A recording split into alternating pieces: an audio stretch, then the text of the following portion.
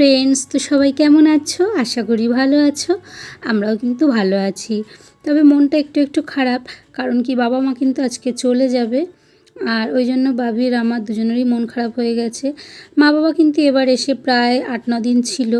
ওই জন্য দেখবা বেশি দিন থাকলে কিন্তু বেশি মন খারাপ লাগে। মানে একদিন এসে পরদিন চলে গেল কি তারপর দিন চলে গেল, তখন কিন্তু অতটা মন খারাপ হয় না। কিন্তু যত বেশি দিন থাকবে তত মনটা বেশি খারাপ লাগে। আমরাও যখন ওখানে যাই সেমই তাই হয়, বেশি দিন থাকলেই মনটা বেশি খারাপ হয়ে যায়। আর এটা হলো আগের দিন রাত্রের ভিডিও, কারণ বাবি বলেছিল মা কালকে যখন দিয়া দাদাই চলেই যাচ্ছে তাহলে আজকে রাত্রে একটু লুচি করবে।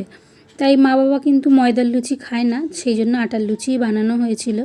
আর এখানে একটু মাটন ছিল, তো বাবি কিন্তু মাটন দিয়েই লুচিটা খেয়েছে। আর মা করে রেখেছিল দুপুরের কুমড়ো আলু ছোলা টোলা দিয়ে একটা তরকারি, তো সেটা দিয়েই কিন্তু আমরা খেয়েছিলাম। আর তারপর চলে এসেছি পরের দিন সকালবেলায়। আর পরদিন কিন্তু ছিল দশহরা। তো দশহরায় আমি একটু যাচ্ছি পাশে এক জায়গায় মনসা পুজো দিতে। তো সকালে স্নান টান সারা হয়ে গেছে আমার, আর স্নান করে আমি ঘরের পুজোটাও দিয়ে নিয়েছি। দশহরায় কিন্তু আমরা ভাত খাই যদিও, কিন্তু মা কিন্তু ভাত খায় না, মা চিড়ে খই এগুলোই খাবে। আর আমরা অবশ্য নিরামিষই খাবো। তো দেখো পুজো টুজো দিয়ে এবার নিচে চলে এসেছি। এরপর আমি যাব পাশের বাড়ি মনসা পুজো দিতে। আর মনসা পুজো দেওয়ার জন্য কিন্তু আমি এখানে দুধ, কলা, গঙ্গা জল, ফুল, মোমবাতি সব কিছু রেডি করে নিয়েছি।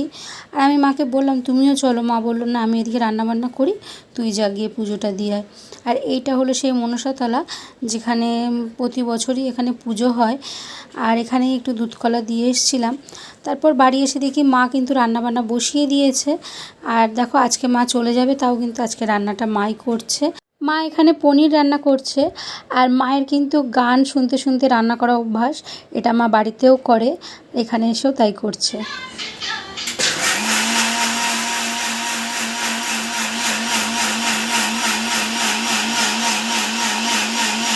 মা বলে গান শুনতে শুনতে রান্না করলে নাকি রান্নাটা বেশি টেস্টি হয়।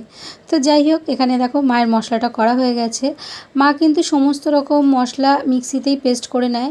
আদা, টমেটো, বাদাম, তিল, পোস্ত, তার উপর যত রকম গুঁড়ো মশলা আছে সব কিছু দিয়েই মা আগে মিক্সিতে পেস্ট করে নিয়েছে। গ্যাসটা একদম কমেও গেছে বুঝলে।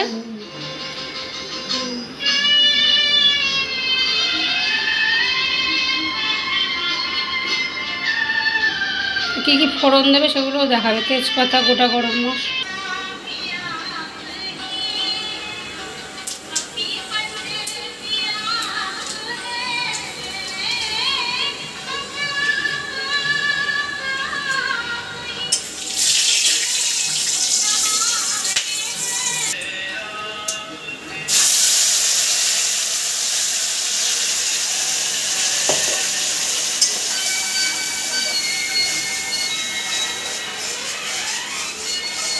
আর মা এখানে ক্যামেরা অন করার আগেই বারবার মশলাগুলো দিয়ে দিচ্ছিল। তো আমি ওই জন্য বলছিলাম যে দাঁড়াও আমি ক্যামেরাটা করি, তারপর তুমি মশলাগুলো দাও। তো মা তো যেহেতু অত ভিডিও বানায় না, ওই জন্য মা বারবার ভুলে যাচ্ছিল। তো যাই হোক, কী আর করা যাবে, মায়েদের তো আর ভিডিও করা অভ্যাস নেই, ওই জন্যই এই ভুলগুলো হচ্ছিল। আর মারা কিন্তু কালকেই চলে যাচ্ছিলো। বাবি কালকে একটা কাণ্ড ঘটিয়েছে জানো, কালকে এত কান্না কেঁদেছে। তো দুপুরে পড়তে যাওয়ার আগে মাকে রাজি করিয়ে ফেলেছে আজকে দিনটা থাকার জন্য। আর জানে যে দাদাই কিছুতেই থাকবে না, ওই জন্য দাদাইয়ের জুতোটা কী করেছে লুকিয়ে রেখে গেছে। বলছে যে দাদাই ঘুম থেকে উঠে যদি জুতো না পায় তাহলে কিন্তু আর যেতে পারবে না। তো বাবা যথারীতি 4:30 নাগাদ উঠেছে, উঠে মাকে বলছে চলো রেডি হও। তো মা বলছে না মেয়েটা তো খুব কাঁদছিল পড়তে যাওয়ার সময়। তা বাবা বলছে না তুমি তাহলে থাকো, আমি চলে যাই। তো বলে বাবা যখন বেরোতে যাবে তখন দেখছে বাবার জুতো নেই। তো কী করবে, অগত্যা আর যাওয়া হলো না। আর দেখো এদিকে কথা বলতে বলতে কিন্তু মায়ের পনিরটাও রেডি হয়ে গেছে। আর ওই মিক্সি ধোয়া জলটাও একটু দিয়ে দিল। আর মা বাবা আজকে চলে যাবে বলে কিন্তু একটু সকাল সকাল খাওয়া দাওয়াও করে নেব।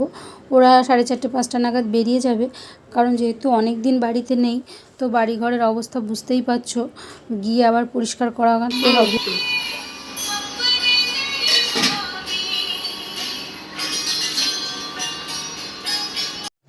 তো তো কথা বলতে বলতে মায়ের কিন্তু রান্না কমপ্লিট হয়ে গেছে, আর ওদিকে শুধু ভাতটাই বাকি আছে। বললাম না আজকে প্লেন রান্নাই হয়েছে, যেহেতু ওরা সকাল সকাল খেয়ে বেরিয়ে যাবে। আর মা তো এগুলো কিছু খাবে না, মা খাবে আজকে দই খই চিড়ে এইগুলোই, আর সেটাই আমি মায়ের জন্য একটু রেডি করে দিয়েছিলাম। তো মা ঘরে বসে খেয়ে নেবে, আর আমরা বাইরে সবাই মিলে একসাথে খেয়ে নেব। আর দেখো মা চলে যাবে বলে বাবিরও মনটা খুব খারাপ। তো যাই হোক, কিছু তো করার নেই, যার যার গন্তব্যে তাকে তো যেতেই হবে এক সময় না এক সময়। তো ওকে বলছিলাম যে আমরা আবার কদিন পরে যাব, তো এইভাবেই ওকে একটু ভোলাচ্ছিলাম। আর মা বাবা চলে যাবে বলে ওদের একটু চা বিস্কুট করে দিলাম।